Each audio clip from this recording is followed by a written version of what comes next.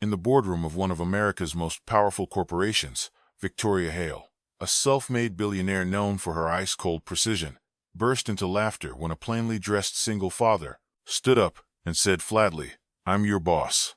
The room erupted in mocking chuckles. Ethan Carter, a man who raised his daughter alone with no title and no spotlight, had no business challenging a woman like her. But moments later, when the board of directors walked in and asked Ethan to take the chairman's seat, what truth had been buried all along? The morning light filtered through the small kitchen window of a Brooklyn apartment, where Ethan Carter stood at the stove, flipping pancakes with the practiced ease of someone who had done this hundreds of times. He was 38 years old, broad-shouldered, but unassuming, the kind of man who blended into crowds without effort. His daughter Lily sat at the table behind him, her backpack already zipped and ready, her math homework spread out for one last review. She looked up from her worksheet and asked quietly, "Dad, why did the other kids say you do small jobs at the company?" Her voice carried the careful tone of a 9-year-old trying not to hurt anyone's feelings. "I think you're really good at what you do." Ethan turned from the stove and set a plate of pancakes in front of her. He smiled, the kind of smile that reached his eyes but didn't linger too long. "Every job matters, sweetheart," he said. "As long as you do it well, that's what counts." He sat down across from her and poured syrup over his own stack, watching her nod slowly, still unconvinced, but willing to trust him. They ate in comfortable silence for a few minutes.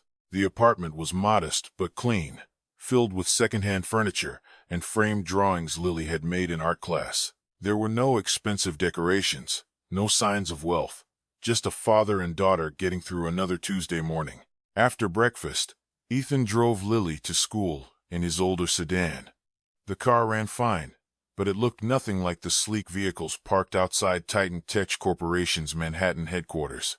When they pulled up to the drop-off lane, a few other parents glanced over. One of them, a woman in yoga clothes holding a to-go coffee, waved politely. Ethan waved back. As Lily climbed out, another parent leaned toward the woman and said something Ethan couldn't hear. The woman's eyebrows lifted slightly, and she nodded. Ethan knew what they were saying.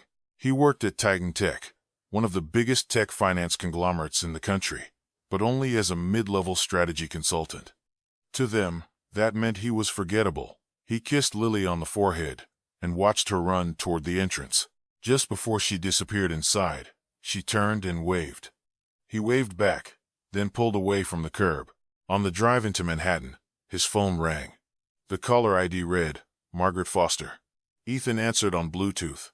"Good morning, Margaret," he said. Her voice was warm but formal, the tone of someone who knew more than she let on. "Good morning, Mr. Carter. I'm calling to remind you about the strategy meeting this afternoon at 2. It's regarding the merger proposal." She spoke carefully, almost respectfully, which always felt odd to Ethan given how most people at Titan Tech treated him. "I'll be there," Ethan said. "Thank you for the reminder." Margaret hesitated for just a second before adding, "I think it's important you attend this one." Then she hung up. Ethan set the phone down and merged onto the highway toward the city. He had been working quietly at Titan Tech for 3 years, now keeping his head down, offering input when asked, and staying out of the spotlight. Most people assumed he was competent, but unremarkable. That was exactly what he wanted them to think. The Titan Tech building rose 40 stories above Midtown Manhattan, all glass and steel, a monument to ambition and capital. Ethan parked in the garage and took the elevator to the 32nd floor where the executive offices and boardrooms were located. He nodded to a few colleagues in the hallway. Some nodded back. Others didn't notice him at all. At 2, Ethan entered the main conference room. It was already crowded. Senior directors, vice presidents, and members of the board of directors filled the long table and the chairs along the walls. At the head of the table sat Victoria Hale, the CEO of Titan Tech, a woman in her early 40s with sharp features and a reputation to match. She wore a charcoal suit and spoke with the kind of confidence that came from years of winning. Ethan took a seat near the back corner away from the table itself. He opened his notepad and clicked his pen, settling in to listen. Victoria began the meeting without preamble. "We're here to finalize the terms of the merger with Arcadia Financial Group," she said. "This is a $2 billion deal that will position Titan Tech as the dominant force in fintech for the next decade. The contracts are ready. We vote today." She gestured to the screen behind her, where a slide displayed projected revenue growth, market share, expansion, and shareholder returns. The numbers looked impressive. The room murmured with approval, but Ethan's eyes were on the fine print of the contract summary displayed in the appendix. He had reviewed the documents the night before, and something had bothered him then. It bothered him more now. Victoria continued. "The merger consolidates our R&D operations with Arcadia's infrastructure division. We'll streamline costs, eliminate redundancies, and maximize efficiency." She smiled. "This is the future of Titan Tech." Ethan raised his hand. Victoria glanced over her expression, cooling slightly. "Yes, Mr. Carter." He stood up slowly, holding his notepad. "Mrs. Hale, I've reviewed the contract. Clause 7 has a significant issue." His voice was calm, but firm. "It gives Arcadia the right to dissolve Titan Tech's independent R&D division within 18 months. That's not streamlining. That's dismantling the core of this company." The room went quiet. A few people exchanged glances. Victoria's smile tightened. "Mr. Carter, you're a mid-level consultant. You don't have the authority to speak on strategic decisions at this level." Ethan didn't sit down. "With respect, Miss Hale, I'm not questioning your authority. I'm pointing out a clause that fundamentally changes what this company is." He looked around the room. TIT was built on innovation. If we gut R&D, we're just another financial services firm. Victoria's tone hardened. "This is a boardroom, not a debate club. If you have concerns, you can submit them in writing after the meeting."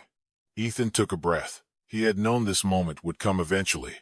He had hoped it wouldn't be today, but Margaret's call this morning had told him otherwise. The board had been watching. They knew what Victoria was doing, and they were waiting to see if he would act. He looked directly at Victoria and said, "As the person ultimately responsible for this decision, I have to be clear. This deal needs to stop." Victoria let out a short laugh. "Ultimately responsible? Who do you think you are, Mr. Carter?" Ethan's voice didn't rise. It didn't waver. "I'm your boss, Miss Hale, and the final decision is mine." For a moment, no one moved. Then someone in the back let out a disbelieving chuckle. It spread. Within seconds, half the room was laughing, some covering their mouths, others shaking their heads in disbelief. One of the senior directors muttered, "He's lost it." Another whispered, "Does he think this is a joke?" Victoria's smile returned colder now. "Mr. Carter, I don't know what kind of breakdown you're having, but this is completely inappropriate." She gestured toward the door. "Security will escort you out." But before anyone could move, Margaret Foster stood up from her seat near the side of the room.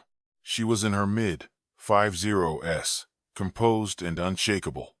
"Excuse me, Miss Hale," she said quietly, "but Mr. Carter has the legal right to remain in this meeting." Victoria turned sharply. "What are you talking about?" Robert Thornton, the 60-year-old CFO, who had been with Titan Tech since its founding, also stood. He was a tall man with silver hair and a deliberate way of speaking. "I think we need to convene an emergency board meeting," he said. "There are documents that need to be reviewed." Victoria's face went pale. "What documents?" Margaret didn't answer. She simply looked at Ethan, and for the first time since he had walked into that room, someone saw him clearly. Ethan felt the weight of the moment settle over him. He thought of Lily sitting in her classroom right now, unaware of what was happening. He had promised her once after her mother died that he would never let the world drag her into the kind of chaos that came with fame and power. He had built a quiet life for them, a safe life. But he had also built Titan Tech. He and his best friend James had started it in a cramped office in Brooklyn, working nights and weekends dreaming of something bigger. And now that dream was about to be sold off piece by piece. He couldn't let that happen. Victoria's voice cut through his thoughts. "This is absurd. Remove him now." But Robert Thornton shook his head. "M. Hale, I suggest you sit down. We have a lot to discuss." Ethan met Victoria's eyes. She stared back at him, fury barely contained, and he knew that whatever happened next, there was no going back. Margaret spoke quietly to Victoria. "The board will convene tomorrow morning to address this matter formally." Victoria slammed her folder shut and stood. "This is a waste of time." She walked out of the room, her heels clicking sharply against the floor. The rest of the executives filed out slowly, murmuring to each other. Ethan stood alone near the back of the room until only Margaret and Robert remained. Robert approached him and extended a hand. "It's been a long time, Ethan." Ethan shook it. "Too long." Margaret gathered her papers. "You should go home. Be with Lily. Tomorrow is going to be difficult." Ethan nodded. He left the building and drove back to Brooklyn in silence. When he picked Lily up from school that afternoon, she climbed into the car with red eyes. He knew immediately something was wrong. "What happened, sweetheart?" She looked down at her hands. "Some kids said you're poor, that you do little jobs for rich people." Her voice cracked. "They said you're not important." Ethan pulled the car over and turned to face her. He reached out and gently lifted her chin so she was looking at him. "Listen to me, Lily. What matters isn't the title someone has.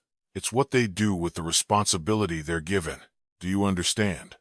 She nodded, but tears still ran down her cheeks. That night, after Lily went to bed, Ethan sat at his kitchen table and opened his laptop.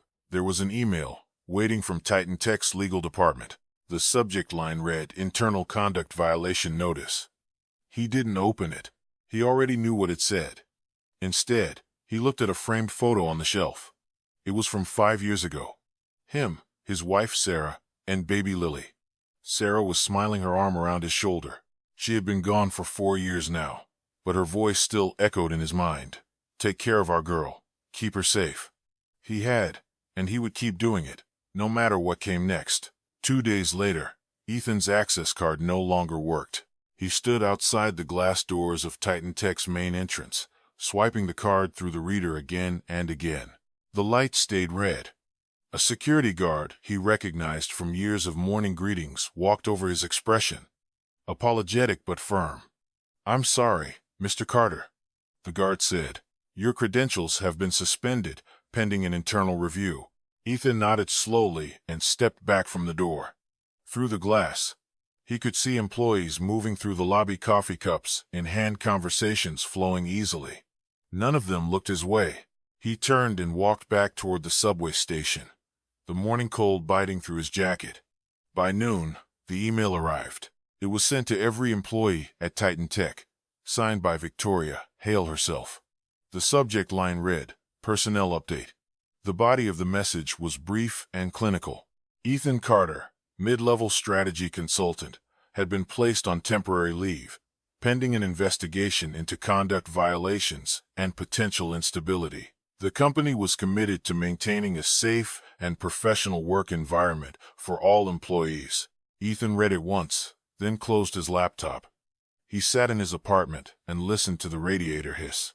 His phone buzzed repeatedly, with messages from former colleagues, some concerned, most just curious. He didn't reply to any of them. That afternoon, a story appeared on a business news website.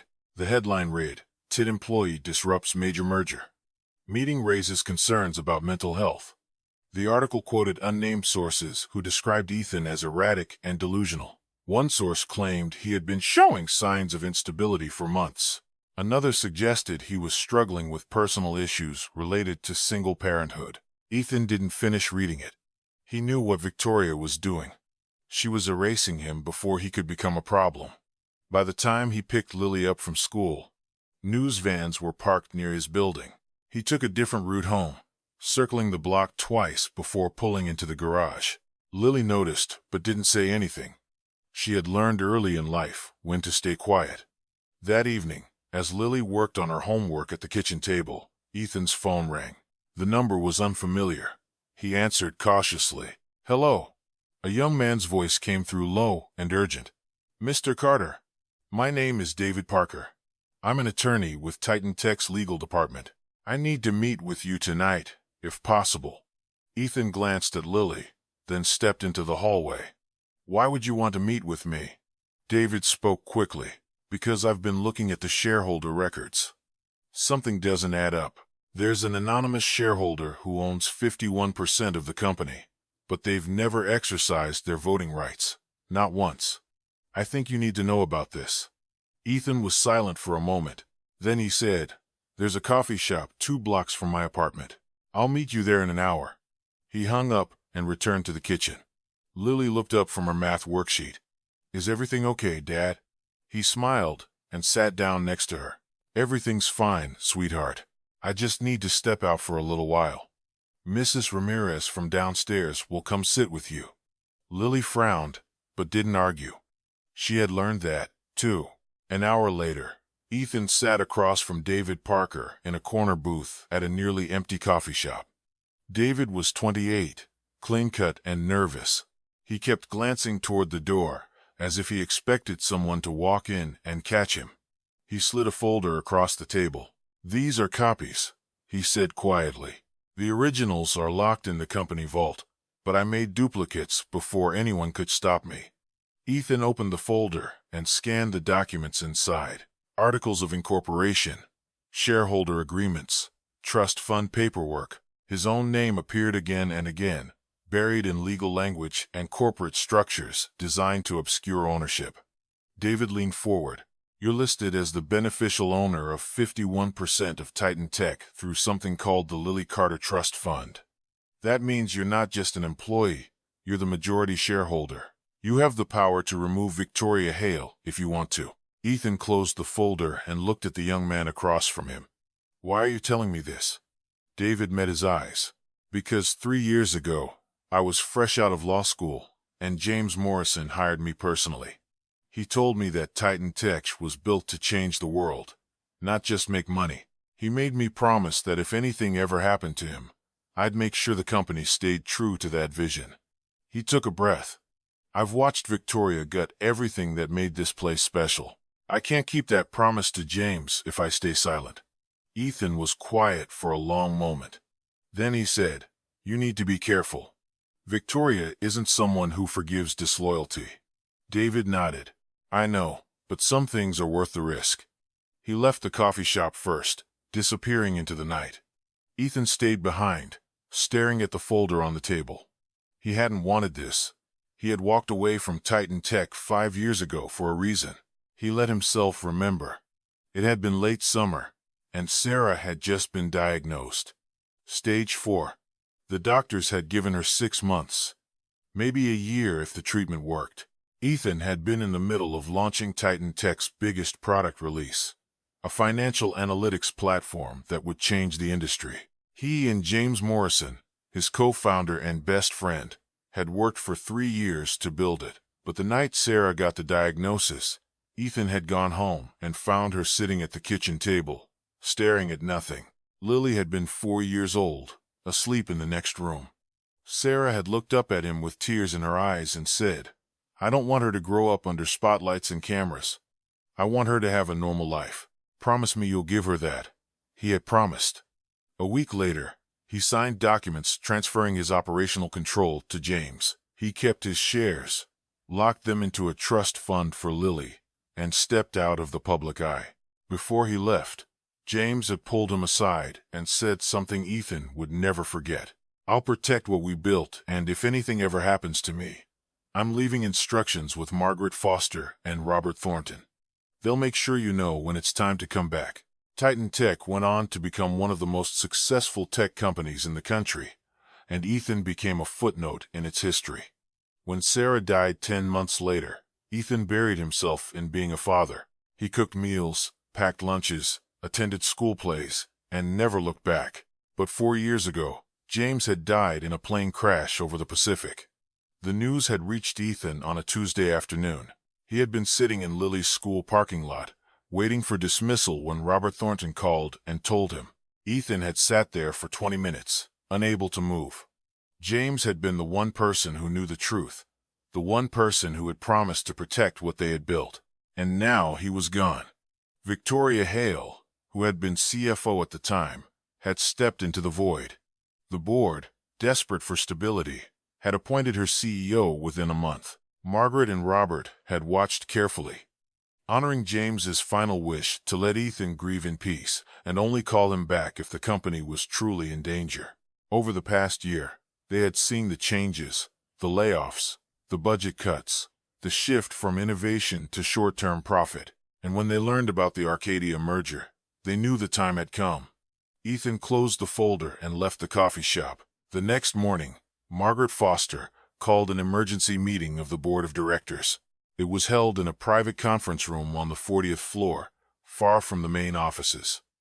Only the 7 independent board members were invited. No executives, no staff, just Margaret, the board, and the truth.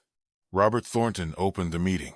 He was calm, methodical the way he had been for 30 years in finance. "We're here because there's been a significant oversight in how this company has been governed," he said. "Most of you don't know this, but Titan Tech was co-founded by 2 men, James Morrison, who died 4 years ago, and Ethan Carter, who is very much alive." One of the board members, a woman in her 60s named Helen Price, frowned. "Ethan Carter, the consultant?" Robert nodded. "He's not a consultant. He's the majority shareholder.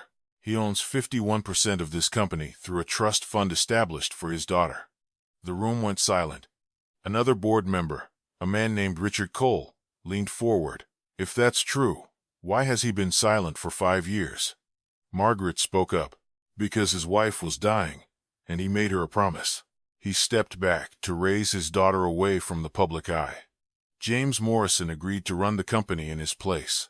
Before James died, he asked Robert and me to watch over the company and only bring Ethan back if it was absolutely necessary. That time has come. Helen looked skeptical. "This is a serious claim. Do we have proof?" David Parker, who had been waiting outside, was brought into the room. He placed a stack of documents on the table.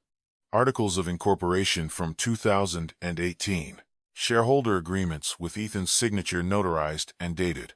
Patent filings listing Ethan Carter and James Morrison as co-inventors of Titan Tech's core technologies. The board members passed the documents around, one by one. Their expression shifted from doubt to recognition. Richard spoke quietly. "If this is true, then Victoria Hale has been operating without the knowledge or consent of the company's actual owner." Robert nodded. "That's correct. And under the company's bylaws, the majority shareholder has the authority to remove the CEO at any time." Helen looked up sharply. "Does Victoria know about this?" Margaret shook her head. "Not yet, but she will tomorrow." Several hours later, Victoria Hale received a formal request from the board to appear at a hearing to discuss her recent executive decisions. She read the letter in her office, her hands shaking with rage. She called her head of public relations immediately. "I want a press conference scheduled for tomorrow morning," she said, "and I want our legal team to file a lawsuit against Ethan Carter for fraud and identity theft." Her PR director hesitated. "Are you sure that's wise? We don't have all the facts yet." Victoria's voice went cold. "Do it now." The press conference was held the next day in Titan Tech's main lobby. Cameras from every major news outlet filled the room. Victoria stood at a podium, composed and confident, and delivered a statement accusing Ethan Carter of attempting to destabilize the company through false claims and delusional behavior. She presented herself as a defender of Titan Tech's integrity, a leader protecting her employees from a dangerous individual. The story dominated the news cycle within hours. Ethan's name was everywhere. Reporters camped outside his apartment building. Lily's school called and suggested she stay home for a few days for her own safety. That night, Ethan sat on the couch with Lily curled up beside him. She was crying softly, her small body shaking. "Why are they saying bad things about you, Dad?" He wrapped his arms around her and held her close. "Because sometimes people get scared when the truth comes out. But I promise you, sweetheart, nothing bad is going to happen to us." She looked up at him with red, swollen eyes. "Do you promise?" He kissed the top of her head. "I promise." But the next morning, things got worse. A legal notice arrived by courier. Victoria had filed a petition with family court requesting an evaluation of Ethan's fitness as a parent. The grounds were listed as unstable mental health and an unsafe home environment due to ongoing legal conflicts. Ethan read the document twice, his hands trembling. This wasn't just about the company anymore. Victoria was coming after his daughter. He called David Parker immediately. "She's trying to take Lily away from me." David's voice was grim. "I know, I just heard. But Ethan, we have something she doesn't. We have the truth, and we have allies." That evening, Robert Thornton appeared at Ethan's door. He was carrying a worn cardboard box filled with old files and notebooks. "James gave this to me before his last trip," Robert said, stepping inside. "He told me if anything ever happened to him, I should make sure you got it." Ethan opened the box. Inside were handwritten notes from the early days of Titan Tech, business plans, sketches of products that had never been built, and at the bottom, a sealed envelope with Ethan's name on it. He opened it carefully. The letter inside was dated 3 weeks before James's death. It read, "Ethan, if you're reading this, then something has happened to me. I need you to know that I never stopped believing in what we built together. Titan Tech was supposed to change the world, not just make money. If someone tries to destroy that vision, don't let them come back. Fight for it. Don't let anyone ruin our dream." Ethan set the letter down and looked at Robert. The older man's eyes were damp. "He believed in you," Robert said quietly. "And so do I." But over the next 2 days, everything seemed to fall apart. The board vote on whether to hold a formal hearing was delayed. 3 board members who had initially supported the investigation suddenly withdrew their backing. Rumors spread that Victoria had offered them lucrative consulting contracts in exchange for their loyalty. David Parker was fired without explanation. His office was cleared out within an hour, and security escorted him from the building. The family court hearing was scheduled for the following week. Ethan sat alone in his apartment that night, the lights off, staring at the wall. Lily was asleep in her room. He could hear her breathing softly through the door. He thought about giving up, about walking away, taking Lily, and disappearing somewhere quiet where no one would ever find them. But then he remembered Sarah's journal, the one she had kept during her final months. He pulled it from the shelf and flipped through the pages until he found the entry he was looking for. It was dated 2 weeks before she died. The handwriting was shaky, but clear. "Teach Lily that sometimes you have to fight for what's right, even when it's hard. Don't let her think that running away is the only option. Show her what courage looks like." Ethan closed the journal and sat in the darkness. He didn't know if he could win, but he knew he had to try. 2 days later, Margaret Foster sent a formal notice to all board members and senior executives. An emergency meeting of the full board of directors and leadership team would convene at 10. The following morning, attendance was mandatory. The subject line read, "Resolution of Ownership and Governance Questions." Victoria received a notice in her office and immediately called her attorney. "They're trying to force a showdown," she said. "I want cameras there. I want this on record.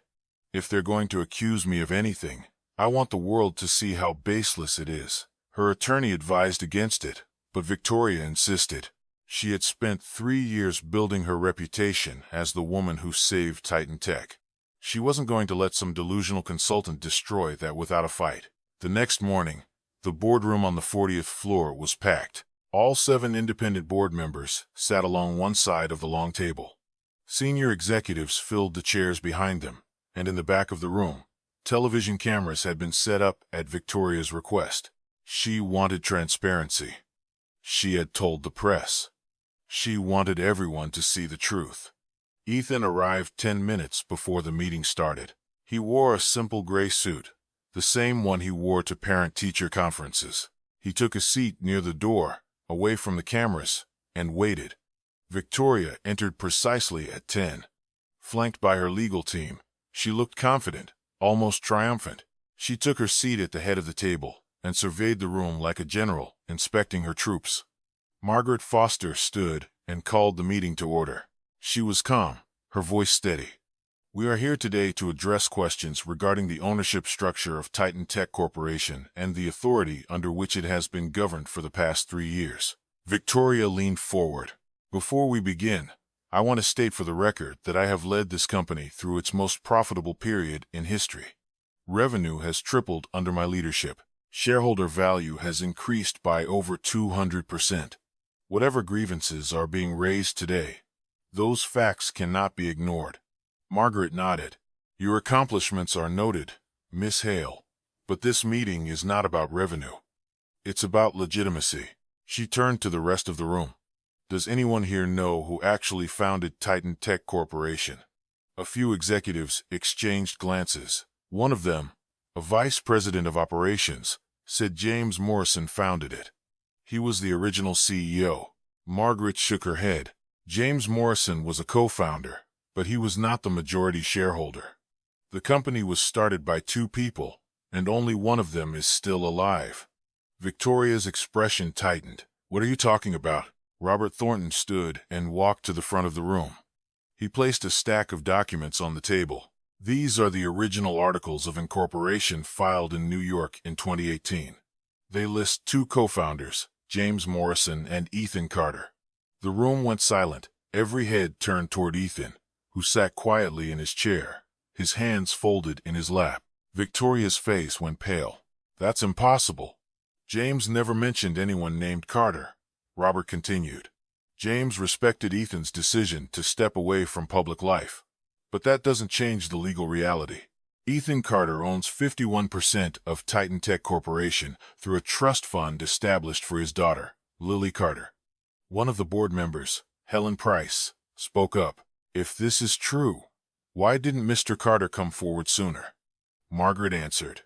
Because his wife was terminally ill, and he made her a promise to raise their daughter away from the spotlight. He entrusted James Morrison to run the company in his place. When James died, the board appointed Miss Hale without ever consulting the actual majority shareholder. Victoria stood abruptly. This is ridiculous. If he owns 51%, where's the proof anyone can claim anything? David Parker, who had been standing near the back wall, stepped forward. He was no longer employed by Titan Tech, but he had been invited to the meeting as a legal consultant for Ethan. He handed a folder to Margaret, who passed it to the board members. Inside were copies of shareholder agreements, trust fund documents, and corporate filings. All of them bore Ethan's signature notarized and dated. There were also patent filings listing Ethan Carter and James Morrison as the co-inventors of 15 core technologies that formed the foundation of Titan Tech's product line. Helen examined the documents closely. She looked up at Ethan. Mr. Carter, is this accurate? You invented these technologies. Ethan stood. He spoke quietly without drama. Yes, James and I built them together. We started Titan Tech because we wanted to create something that mattered, not just something that made money. Victoria's voice rose. If you cared so much, why did you abandon it? Why did you hide like a coward while the rest of us did the real work? Ethan met her eyes. I didn't abandon anything. I made a choice to prioritize my family. But I never stopped caring about what we built. And when I saw what you were doing to it, I couldn't stay silent anymore. Victoria's face flushed with anger. What I was doing, I saved this company. When James died, Titan Tech was struggling. I turned it into a powerhouse. Ethan's voice remained calm. You turned it into a profit machine. You fired some of our best engineers and cut research funding to chase short-term gains. That's not what Titan Tech was supposed to be. Victoria slammed her hand on the table. You don't get to judge me. You weren't here.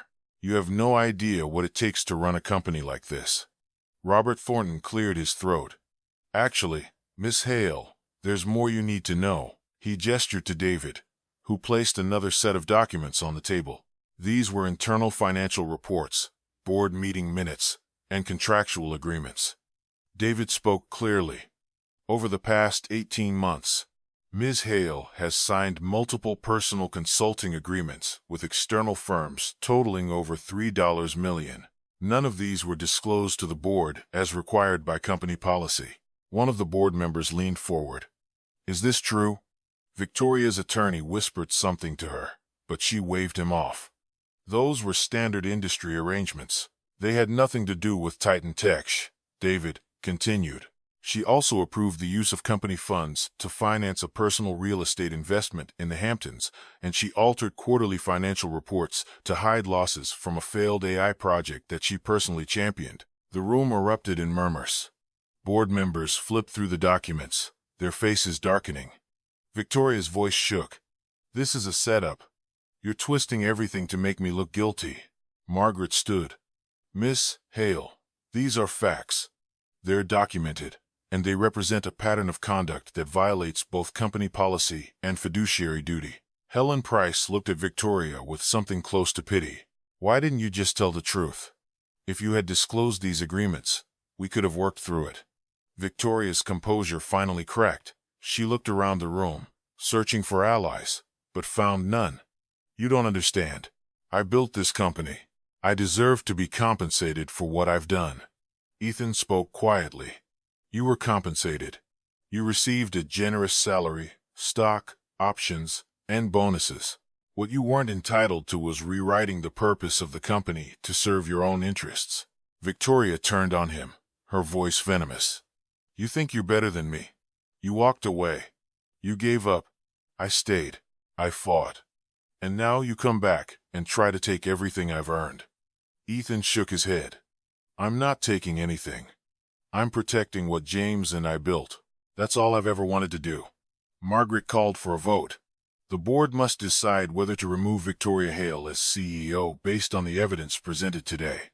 The vote was swift. 6 of the 7 board members voted in favor of removal. Only 1 abstained. Victoria stood frozen, her face white. She looked at Ethan one last time, and for a moment something shifted in her expression. The anger faded, replaced by something colder. Respect, maybe, or just resignation. She gathered her things and walked toward the door.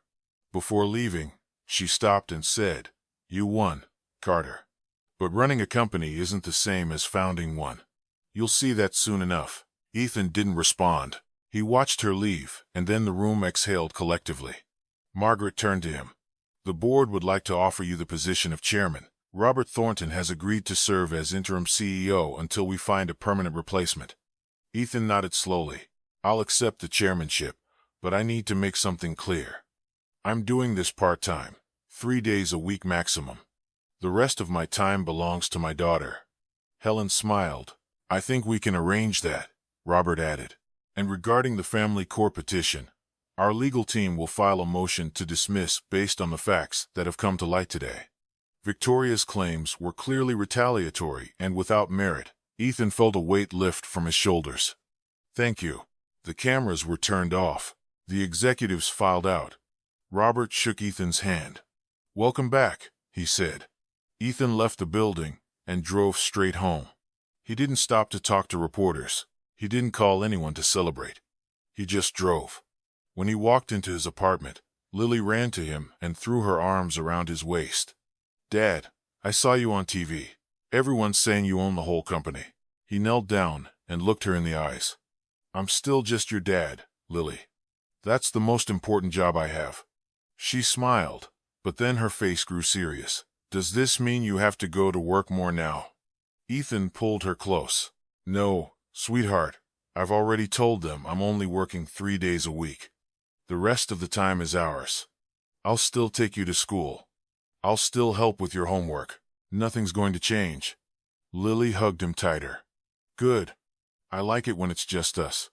That evening, Ethan sat on the couch with Lily curled up beside him. They ate pizza straight from the box and watched a cartoon movie she had seen a dozen times. His phone rang twice. Both times it was a reporter asking for an interview. He ignored both calls. Halfway through the movie, Lily looked up at him. "Dad, are you happy?" He thought about it for a moment, then he nodded. "Yes, sweetheart. I am." She smiled and went back to watching the screen. Later that night, after Lily had gone to bed, Ethan stood by the window and looked out at the Brooklyn skyline. Across the river, Manhattan glowed against the dark sky, its towers lit up like monuments to ambition and power. He had spent years running from that world, and now he was back in it, whether he wanted to be or not. But he had made his choice. He would rebuild Titan Tech the right way. He would restore the research and development department. He would rehire the engineers who had been let go.